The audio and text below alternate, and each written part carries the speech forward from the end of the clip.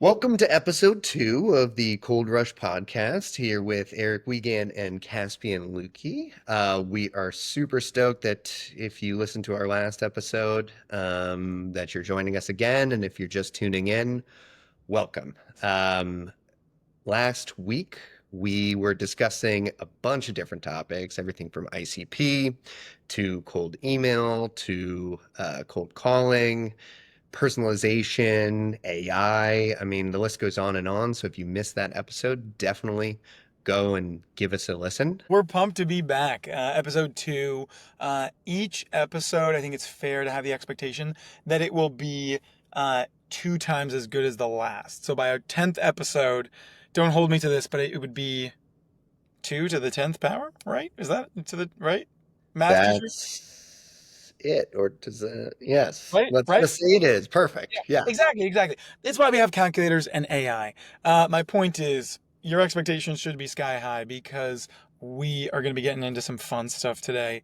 All about, we're centered around cold outreach, and today the theme is, Eric, you want to let the people know what we're going to be talking about? Yeah, we're doing cold email today. And so, we brushed on this topic briefly, but what we were trying to do with this episode is keep it a little bit more concise as well as go a little bit deeper on the topic. So, I hope you can pull something out of this that is useful in your daily life. But, let's get things started. I think let's give a little bit of background about ourselves Yeah. because bottom line is, why should anybody trust us? So, Caspian, what gives you the right to tell people how to cold email?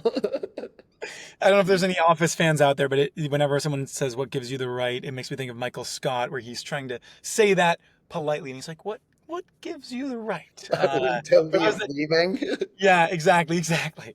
I love that you knew that. Yeah, I am, former SDR, former SE, current AE.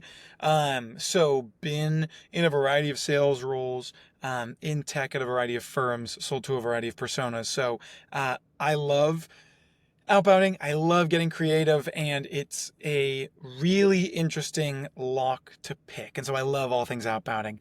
And so I've really, boots on the ground is more my perspective, which is in contrast to you, Eric. Tell the people about yourself. Totally. Yeah. Started out as SDR, became SDR manager, sales guy, sales leader, founder, and most recently doing RevOps, go-to-market engineering, playing with all the tools and trying to automate some of this stuff. So, really, you get both perspectives, which is kind of nice. And hopefully, if one of us can't answer the question, the other one can.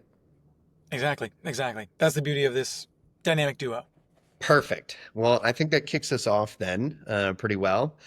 And to really just jump into this, last week we had talked about the fact that, X is dead. And specifically, we want to jump into cold email. So, like, what grinds your gears about the cold email is dead? Do you think it's true? Give us your insights here. Mm.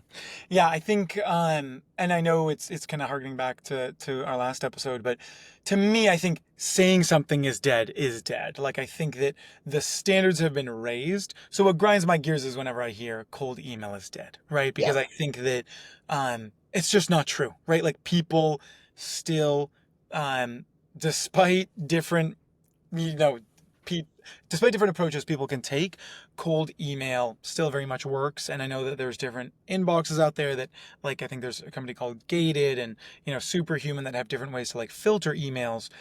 People still respond to cold outreach. What I will say is, what got a response 3, 5 years ago might not get a response today, especially with the rise of AI. I think that expectations have gone up, right? And it used to just be like, um, it used to just be having kind of a generally personalized email was more than enough.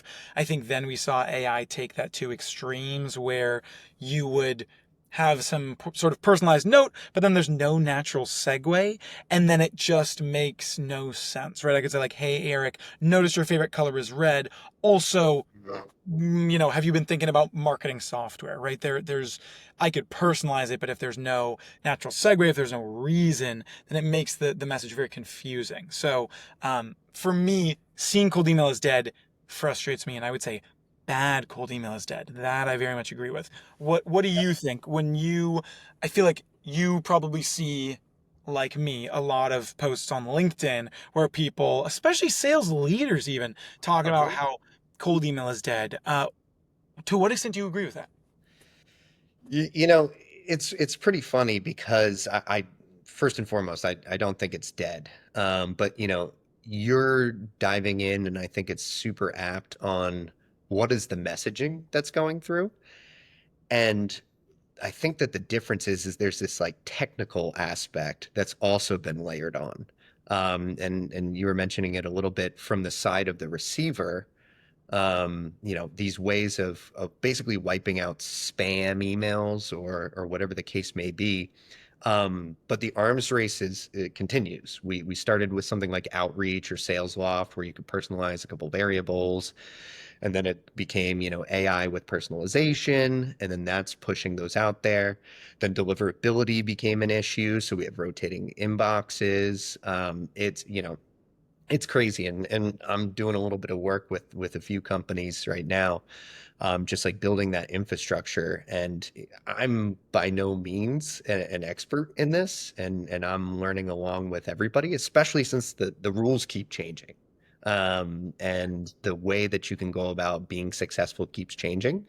And so I think that this is actually a great episode to kind of tackle it from both angles of it's how you're doing it, it's the tools that you're using, it's the strategies that you're using, and it's also the language that you're using, and the personas and when to hit them. I mean, there's just so many different aspects, so it's not dead. It's just really fucking hard, Yeah.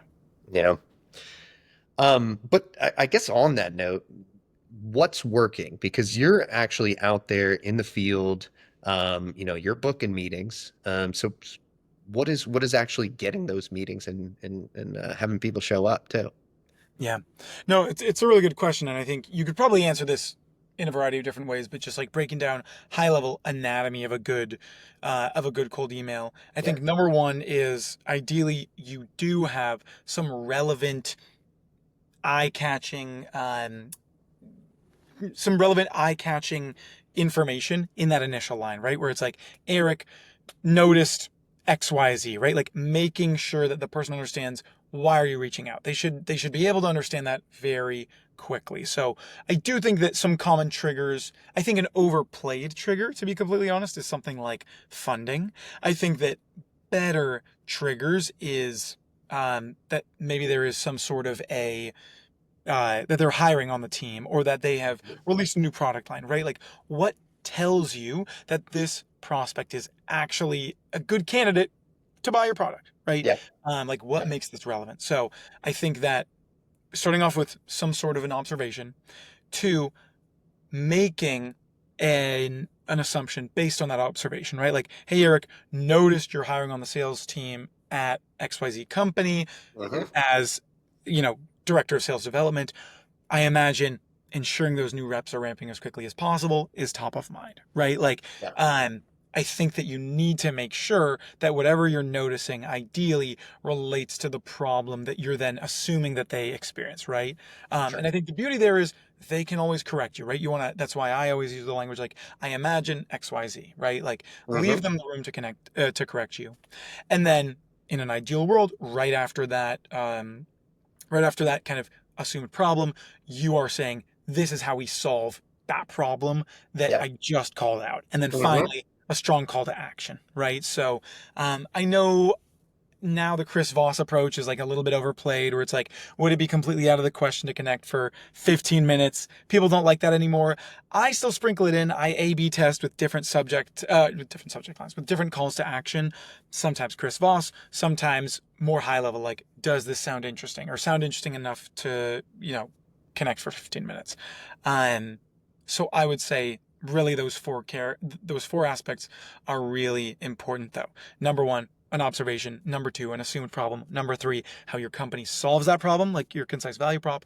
And number four, call to action. That to me has been most effective on a consistent basis.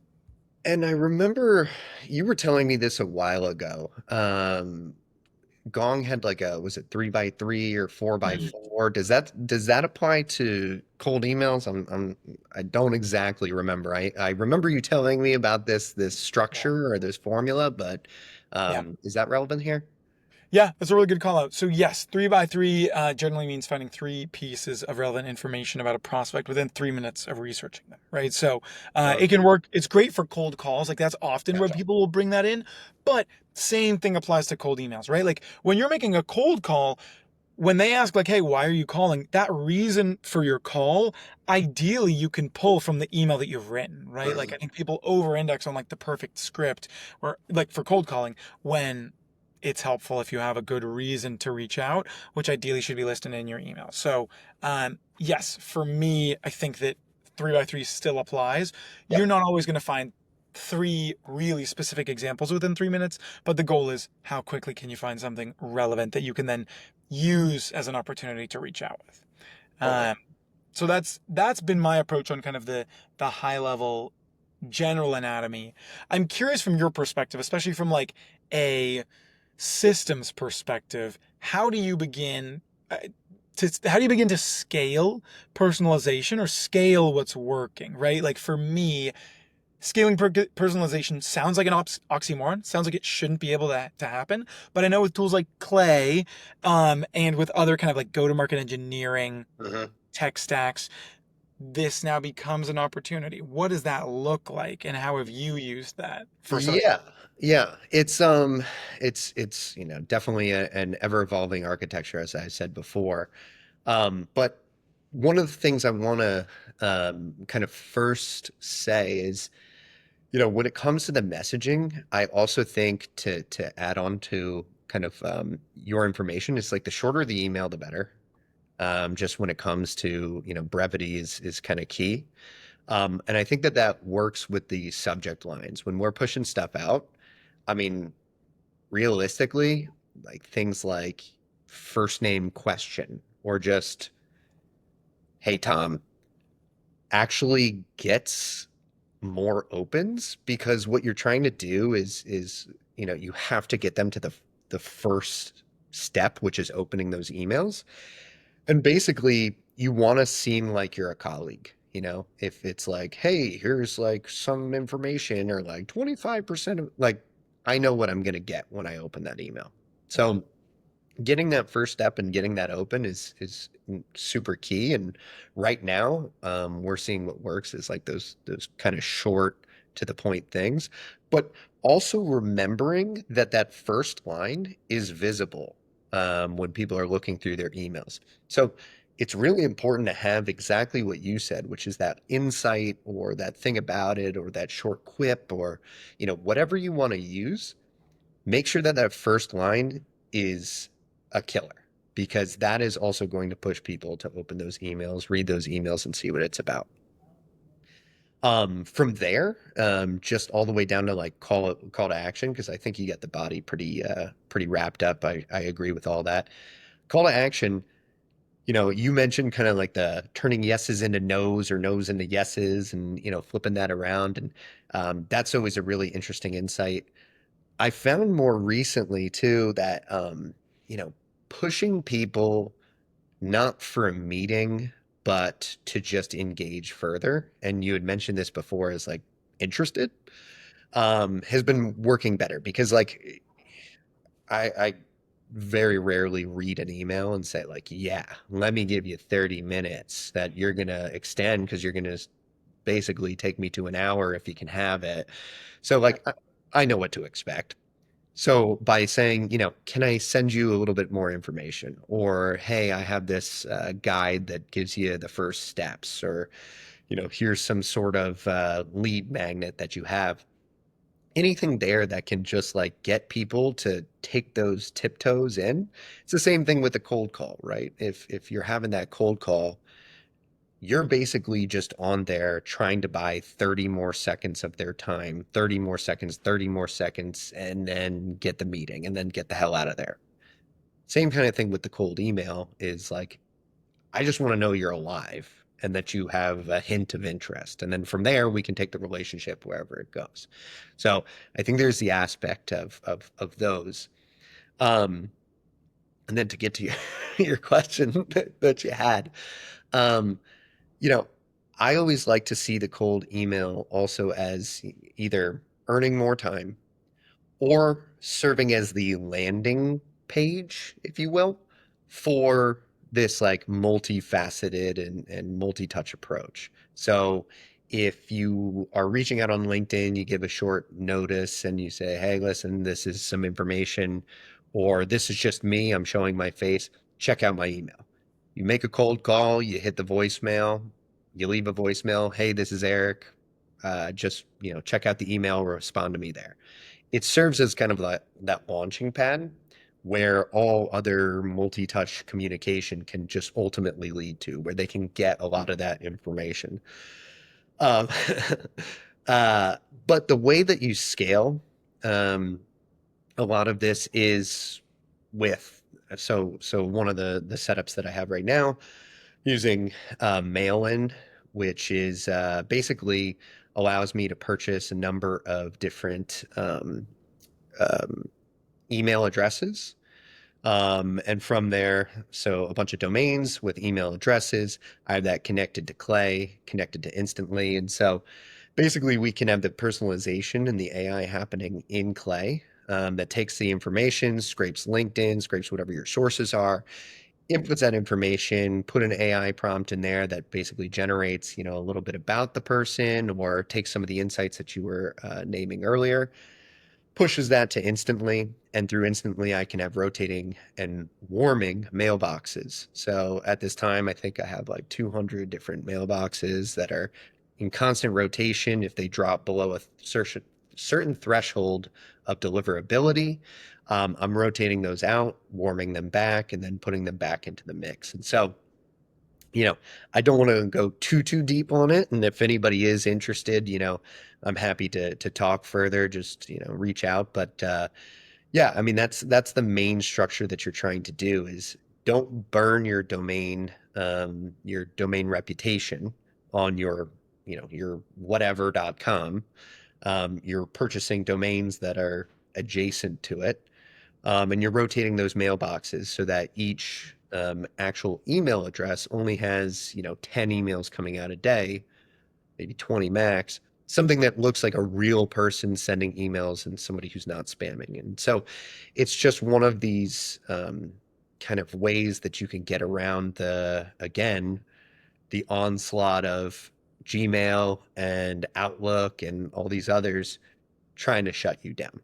So that's kind of the main way that you can scale, but it all goes back to the messaging. If you're scaling shitty messaging, you're going to have, these open rates. I think, you pulled up the statistics.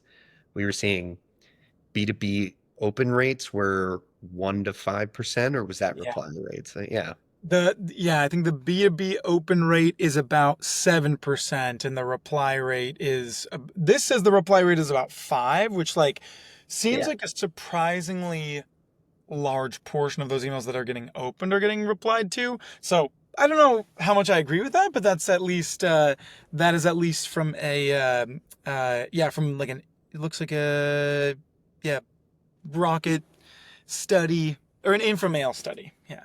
Yeah, I mean, at the end of the day, like what you're shooting for, and I think what you should benchmark is like if you're getting 1 to 2%, that's decent. If you're getting 3 to 5%, that's good. And if you're getting above 5%, like you're an expert. So I think that's the benchmark that I've been seeing as far as like reply rate goes. But everybody's different, and depending on the audience that you're going after in the industry, it's all going to be different. Um, when we talk about cold email, though, Yeah. a lot of these are sequences. Um, I would love to know, like, what is your ideal sequence? How many steps are you doing? What's involved in those? Obviously, first email is key. But beyond there, like, what are you doing there? Yeah. Yeah, no, it's a good question. I mean, I think like sequence construction super interesting. And number one, I think the best sequences are always multi-channel, right? Like main channels for me, and for most people, email, LinkedIn, phone call, right? Now, I think each of those can be used very creatively. And I will say, and I know I touched on this in our previous episode, I try to be as creative as possible in every avenue because I think that, um, yes, you need to earn the right for your prospects to even open your messaging. You're Totally. also competing, like you are not just competing with their interest, but you're competing with all of the other people that are trying to get your prospects' attention, right? Yep. And so I do like using sequences on the backs of gifts and things like that. But Mhm. within the messages themselves, I will say most of my sequences probably have about they do pretty even split of call it roughly five 5 to 7 emails, roughly 5 to 7 cold calls, and roughly 5 to 7 LinkedIn touches, and probably span about a month. Okay. Um, and so I think the most important thing though is of course understanding where you're seeing success and then drilling down, right? I will be honest, I normally will book a meeting if it's going to happen over email within the first 2 emails. Mhm. Um, and it'll happen at the very beginning of the sequence or it'll happen at the very end of the sequence. It is rare for me personally that it happens like 60 or 70% of the way through. And once people finish the sequence itself, normally I put them in a call drip and I keep calling them if I think that they're worthwhile. So, what I've found particularly successful in sequences is actually my second email. My this might be controversial, but like the the bubble up email, if you were, which I know is a hot topic, right? The Yeah. like the any thoughts email. Um, and this is actually something that I learned from a rep at Gong that I really respect, where instead of kind of the boring just like any thoughts email, create a little GIF of yourself, and Yeah. you kind of look up and you go like you make a GIF that basically my GIF looks like this, where I go like this and I point up and I go any thoughts on my note up there, and it just goes like that, right? And what's nice is in Google you can see my picture and then there's this little GIF of me, and I cannot tell you how many people respond That's to that good. and how many people have booked a meeting off of that, right? Like the whole point of the bubble up email, and I know like prospects hate it, some salespeople hate it. The whole point is like, man, I put all this time, effort, and energy into personalizing this first email. I don't want to just write that off and completely erase that with writing a net new email. So Yep. the bubble up email, the whole goal is get their eyes on the first email. Yes, but again, you're always like, I am always trying to do what is this other sales rep not going to be doing? What can I do to like get them to look? You kind of have to be a little bit like, look at me, Um, Totally. and then I think like the best step after that, is like something like a video, right? Mhm. It's like I don't know, and especially if you're doing that on the back of a gift, like gift, personalized email, GIF, Yeah. and then video, and you're doing LinkedIn, I think you are in rarefied air there. Now, I want to be clear, like there are much, much better sales reps than I. So I definitely lean into creativity to try to get on people's radar.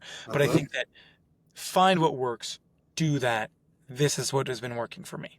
Yeah. Yeah. And I think, just as you said, it suits the personality. And I think, you know, when it comes to the sequences, you have to be very intentional in the order of your steps as well. It's not just like, okay, here, 5 calls, 5 emails, 5 this, 5 that. You really want to think about the psychology of what's going on in that prospect's head. Like I always like to start with the LinkedIn connection. So theoretically, that one, you're starting that process because, not to get too off topic with LinkedIn, but if you're sending in mails, they just like don't work. Sure. So you got to connect in order to have those actual person to person messages. So get that out there. Hopefully, if they check their LinkedIn, they can see your face. They might not know you, but maybe, in the back of their head, it solidifies this face to a name that all of a sudden you hit with your first email. And your first email has the information that you need, has that, compelling point, why you, why now type information. and can be, again, that launch pad for them to always drive back to. And then from there, make your calls, what have you. And you put it perfectly at the beginning, use that first email as pieces of your call script. And so by putting things in very, intentional order, you can make your life a whole lot easier, and you can play to the psyche and theoretically the timing of whatever's going to work best for that prospect. So I think that's super important as well, of pulling those two things together, the right number of touches in the right order with the right information, and then adding those pieces of creativity that you're mentioning. That's the recipe for success, if there is one, right? I appreciate that. Yeah, I think that, again, I like that you mentioned that you got to do what works for you, right? Like, I think you got to A/B test enough to figure out, okay, yep, this is driving results for me. I want to lean into that. And yes, I will not shy away from, for me, it's been the creative approaches that do that. I think there are other people that are maybe excellent at like the true creation of the email because of like the deep research that they do. And I strive to do deep research, but there are far better email writers than I am. Yep. And so I lean into what works for me. Do you use any, like talking about tools, like what are you using? Obviously, I kind of elaborated on the scale side of things, and what are you using as that kind of like boots on the ground sales guy, to make your life a little bit easier? Yeah. Yeah, I'll say, and I've used a number of like different sequencing tools and things like that. Was that Gong? You have used Gong Engage. I've used Outreach. I will be honest, I think that different people have like different preferences, and I think each one has its own strengths. Right now, with in my current role, I'm using Outreach. And so it's just a good way to like keep you accountable, right? Mhm. With the different steps of the sequence. And then I think that in terms of some of the creativity, there's some really good tools you can use to create videos. Mhm. And I think it can be really helpful when those videos have like a little preview again, kind of a GIF where you can Yep. like have their name, wave, stuff like that. I had a prospect tell me that they literally wrote like your efforts have not gone unnoticed. I've never gotten a video, and it always just like takes me back because Yeah. it startles me because I'm like, wow, this is a person with a great title, clearly buyer, clearly decision maker. Like, I'm not sure what these other sales reps are doing. I can't believe that they haven't gotten a video before. Now, it is also possible they've gotten a video and just not opened the email. So that's Not a again, Caspian video. well, exactly. But like again, that's why it comes back to it's important to be mindful of your subject lines, right? Yeah. And so I think you need to be mindful of that. But I would say, there's great companies like Nooks out there that you can be using for power dialing, and even for individual dials, right? Like find what works for you. But for me, having at least something to help keep me honest to my tasks, like something to help sequence, a reliable, um, a reliable data scraper, right? Like find Mhm. email, great to find emails with. And I think that you need to make sure that you also have a good CRM, right? Like HubSpot, Salesforce, whatever that looks like. You need to make sure that you can track previous activity, and ideally something like a Gong where you can be reviewing previous conversations, things like that. Totally, totally. No, that all makes sense. Have you used you know, I I remember a while ago, like lavender was really popular Mm, with a lot of folks when it comes to, when we're talking about message creation and validating. And I actually know a lot of reps that were at my past company that were paying for it themselves because they mhm. found it so worthwhile. Do you have any? I wasn't personally using it at the time because I was managing the team, but have you used Lavender or had any sort of like other message writing or those types of tools? Yeah, I will say lavender, I haven't used a lot, but I have used it and I think it's awesome. Like I think that when I also use it for a time and then when I was an SDR and then I haven't used it as an AE again. But I think it's really good. I can be kind of long-winded. And so it's really We good at both can. exactly right. It's good at being helping you be concise. It's also really good at helping you understand what your emails look like on a phone screen, right? Because of course, where do most people read their emails now? On their phone. So Mhm. Lavender, I think, is great. I will also be honest, I definitely use ChatGPT a lot, right? Like Of course. to say like, hey, can you, like how would you phrase this part?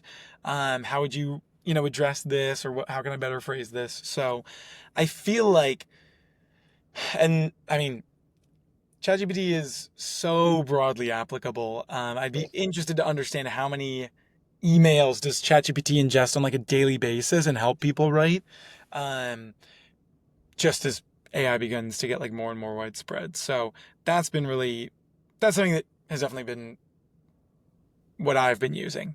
Um, It's yeah, it's pretty crazy too, man. I mean, like everybody's using, Claude or ChatGPT to get that stuff out there. And, as I said, at the large levels of personalization that we're kind of churning out, obviously we're using AI models. But again, it comes back to the arms race because that stuff you can run, messages through AI checkers and it can give you a percentage.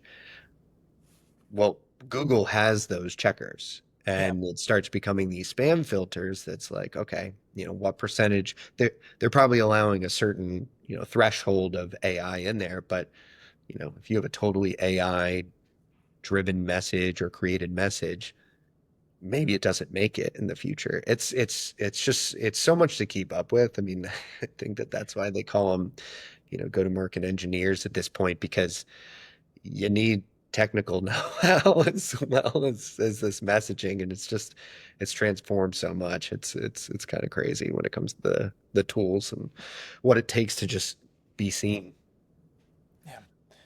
I also just noticed I've been looking at myself here and I realized like this is just going to be a situation where you're going to watch my hair grow over the over the course of the next few episodes like a chia pet and a I think nice it's good. I think that's the best possible outcome. episode 3 will wear a hat. There we go. There we go. We can both wear hats, though. Admittedly, I'm not a huge hat guy. Well, because you have good hair, man. You got the Uh, product, you put it together. I mean, I just shave it and let it grow, man. Too damn busy. It's I wanna I would love to get into hats. I just never have. I don't think they ever have suited me. So not something I've gotten a chance to really lean into. Maybe you could be a visor guy, because then it Oh, retains the hair, yep, right? fair. Plus, And it lets my hair get blonder from the sun. So win-win. exactly. Yeah, yeah. Just the sides of this band of Exactly, dark. band of darkness and then just blonde. I like that. I can get used to that. There you Uh, go. All right. Well, next episode will be a visor episode. I'm down as long as it's like the green visors, like the casino visors. Oh yeah, yeah. No, Yeah, and you got to be like the accountant that has the exactly, pull exactly. And the crank, thing, Yeah, got to perfect. do it with the sound effects. Okay, so plays of the week. Yeah, Let's jump into that. I think we gave, just to summarize a few things, we gave a pretty decent overview of what your structure should look like for your sequences, for scale, for the copy, what type of messaging you should be using. So, like, what are you actually doing? We covered it pretty pretty well earlier, but like yeah. what's something that's working right now? Yeah. I will say right now, and I know I touched on it earlier, but two things. One, having that creative approach when it comes to the bubble up email, having a GIF or something fun, I think definitely when done well can be extremely effective. And then number two is videos in an email. And I know now I wouldn't lead with that. I Hmm. think it's great in two specific scenarios. One, a little bit later on in a sequence, like for me, step three, or when re-engaging with a prospect, right? Like for me, I think that there's a lot of great companies out there like Champify, UserGems to re-engage with closed lost opportunities. And I think that reps sometimes drop the ball on what that looks like, where they're like, hey, Eric, I'm your new account rep over at da da da da da. Like, Sure. I cannot stand messages like that. I got to be Yeah. honest, where it's like, why should they care? Why should they care? Hmm. Who cares that this account switched names, right? No. What is a great opportunity is to be like, hey Eric, noticed, our teams spoke last year and it sounded like at the time you all were really focused on this. Yeah. Uh given XYZ, I imagine this is still a focus area for you, as well as this other area here at XYZ company. This is how we can help. I think that can be great in an email. I think that also can be particularly effective in a video, right? And I Uh-huh. think that um, that is where I would lead with video, is for those closed lost opportunities. And that also has been working for me. So I would say creativity in your follow up or your bubble up emails, and then using video either in a third step email or for a net new initial touch for closed lost sequences. That's been effective for me. What have you been seeing on your end from like the scaled outbounding perspective, or for some of the reps that you were managing? What was working? Yeah, yeah. I mean, like we covered, the Clay to instantly, and so that's those short emails being sent out. I think that the structure that we have is working pretty well. 200 mailboxes, whatever. But I think that the real key has been one of the plays that we've been doing is when we're targeting um, enterprise level, usually, well, it has to be public companies. And what I've been doing is using Clay to scrape the 10Ks of those companies. I worked for a company that was called Pulse, got acquired by Gartner in like the Series A, and went through the whole Gartner training, which is an incredible program. I will say they take like a month. You're not even working. You're just going through this very in-depth training. And what they push is like, if you're talking to companies that are gigantic, you need to be tied to the board level and the C-suite decisions. No matter what, you know, whatever segment that you're selling to, the only approvals they're going to get are the decisions that are made by the board or by the C-suite. And so pulling those 10K using Clay, just pulling those 10K, summarizing like what is this about? Give me the key initiatives, the key titles of the different sections that they're going after, and tie this to what my message is. And then having that sent out, and for me personally, the only AI I'm actually using and putting in there for personalization is that first line, Mm, because again, I don't know how much Google is looking into this and trying to check, but I try to put some spin tags, as they call it, on each of those emails so that they don't look super similar.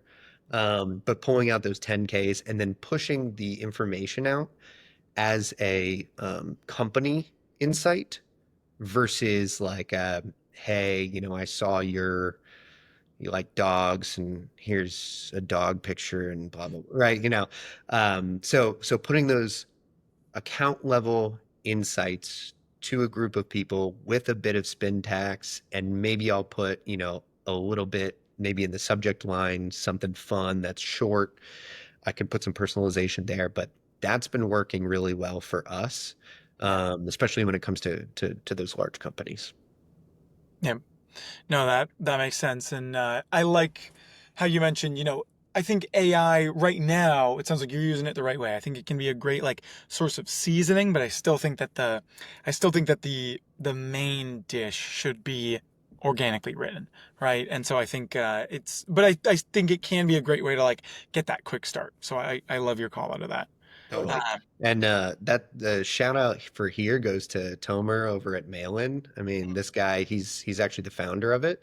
wow. But every time I have a question, I'm like, hey, this isn't doing so well. He's like, all right, well, can I jump on? And even if it's with another product, I'll be like, hey, I had a question about Instantly, and he jumps on and he's like, I have 30 seconds, and he jumps through and does all this stuff. I mean, he's I my tip my hat to him because he's an expert. So if you're looking for some of the scaling stuff, also, not even to plug that, I'm not getting paid for this, but you know, Tomer's a G, so check him out. Shout out Tomer. All right. Least scalable. This is I think this is a fun one that we can when talk about, and we talked about in episode one, and some of Yeah. them were a little sketchy. Some of them were kind of funny. So least scalable email in Yeah. this context. Yep. What you Yeah, got? I think, well, so it's funny. I could think of like several examples from gifts that I've sent, but I'm going to do a non-gift Yeah. related because I know I do a lot of gifting stuff. Um, Obviously, the least scalable email I've sent that ever worked was actually one that I sent to, I think I can say this. When I was at Gong, I prospected BuzzFeed, and one of their directors of sales had written a blog, and I basically had written a really lengthy blog and numerous posts.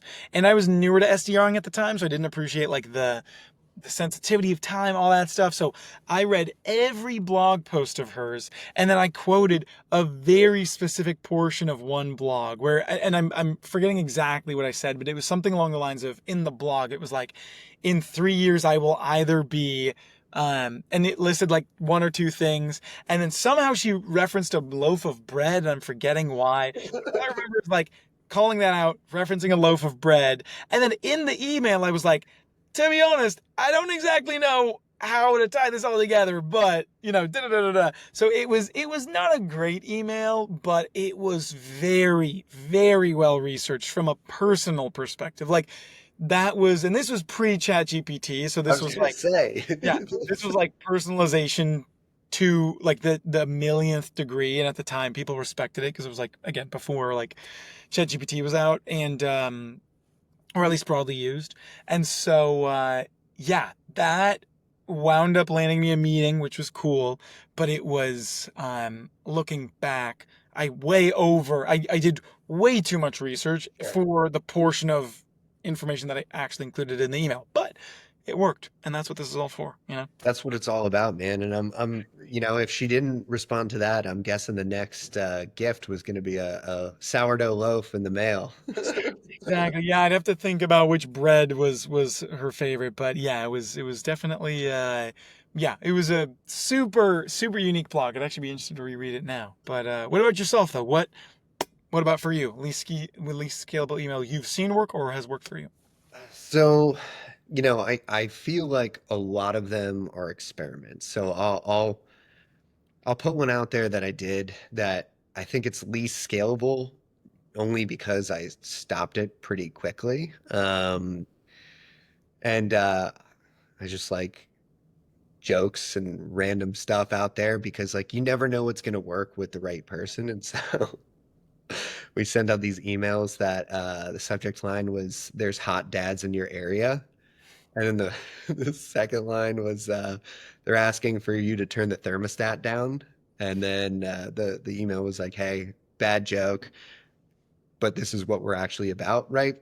Terrible. Don't ever do this strategy, but we did get responses. But I got enough flagged with the hot dads in your area. I just Mhm. wanted, I basically wanted to see if like someone would open an email that says hot dads in your area Yeah. because it seemed so improbable. The open rate was surprisingly high Okay. um, with males and females. So I don't know what they were expecting, but Yeah. to be pitch slapped was not one of them, I don't Yeah, think. no, I think that that's going to be one of the most creative subject lines I've ever heard. But yes, I do think that you risk the like, the like clickbaity or like the feeling like catfished with those emails, right? But it's like, but 100%. gotta respect their creativity. And sometimes it works, sometimes it doesn't. You really gotta just like I would say it's least scalable because I, the people that you would send this out to, we would look at the kind of stuff that they were posting on LinkedIn and Mm, see if they seem to have a sense of humor. And, okay. you just take your shot. So, you have to do your research. Clickbaity, don't do it. But, there's always in every salesperson's life, there's always that time where, you see the 1% reply rate or less and you become desperate and you're like, fuck it. I Yeah, don't know. Let's just see what happens. And so yeah, we got responses and we got a hell of a lot of opens. So there you go.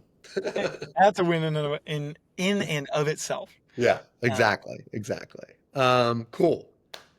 Anything else that we want to cover before we wrap this up here, Gaspian? I don't think so. I was gonna say I think we're gonna head into what I'm hearing is everyone's favorite segment, which is hot take that are non-sales related. right? We'll think Yes. of a more clever way to call this segment, but I do think hot takes, cold collars, hot takes, cold cuts. We're workshopping it. But yes, I'm super intrigued. The only rule is, well, there's two rules. One, there are no rules. Two, the actual rule is your hot take cannot be sales related. So, Perfect. what's Perfect. See, your that reminded me of another Office thing that was, what is Michael Scott's biggest fear? Nothing. I also would have accepted snakes. yeah, so Okay, so you mentioned cold cuts. yeah. That's a perfect segue for me. I think that cold sandwiches and honestly cold food in general is for chumps. I just salads, like deli sandwiches, whatever. No, we have evolved as humans because of fire and cooking our food. Why have a meal that is cold? I'm telling you, I forget if it was middle school or high school, but I would take a thermos of soup Mm, every single day. I'm pretty sure it was high school. Every single day to high school. Shout out my mom who was making various soups and putting it in the thermos, but I oh, was like, I don't want this. And I don't, yeah. what's weird is I don't think we had a microwave, so I didn't have any capability of heating it up. So I had to have this like nuclear hot thermos that would just stay until lunch. So yeah, not a fan of cold food. What do you have for us? Because last week, for everybody who didn't hear, was you eat the apple core, which Yep. is just, I mean, if mine's psychotic behavior, then I don't know what that is. But yes, what do you got for us this week, Cassian? Yeah, I'm actually gonna go I'm actually gonna go non-food related. I'm gonna Sure. go sports related. And this, I think, like, my hot take, I'm interested. I think it's a divisive take. Like, Okay. my hot take is that LeBron is actually the GOAT, undeniably. I think that where people get things wrong is they look at the records of the finals and they say, well, Michael Jordan was 6-0, and therefore he's the GOAT, undeniably. Um, I think that if it was anything other than basketball, right? Like if you were looking at like sprinters and stuff, you would look at their cumulative finishes, right? Like were they first, were they second, like all that stuff. People forget that when Michael Jordan wasn't winning the finals, he was getting bounced in like the early rounds. Oh, by the way, when Michael Jordan went and left and played baseball, the Bulls the season after almost went back to the finals. They made it all the way to the end of the Eastern Conference Finals. When LeBron left the Cavaliers to go to the Miami Heat, they then set the then time record for most losses to begin the season. They were 0-26.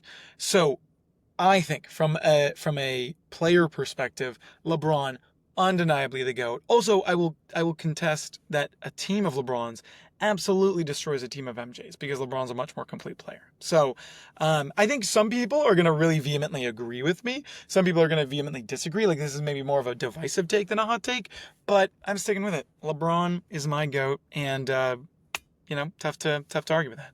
All right. I will disagree, but I Don't won't. get me wrong. You live in Chicago too, so I can't trust your opinion on this. Yeah, it is true. But yeah, I disagree, but we won't dig into it too much on the podcast here. We have a separate podcast for that. Different episode. Different episode. Exactly, exactly. Our offshoots. Exactly. Just a hot takes episode. Exactly. And it has to be hot takes, no cold. Exactly. Exactly. Yeah. No. Yeah. Cold Keep rush. that cold out of here. Awesome. So Caspian, let's wrap this up here. First and foremost, folks, thank you again for listening. You guys can check us out and reach out to us. Like we'd love to hear about what you like, what you don't like. Again, as I said in the first episode, we're A/B testing this stuff. So Yeah. the earlier you are on the ground floor,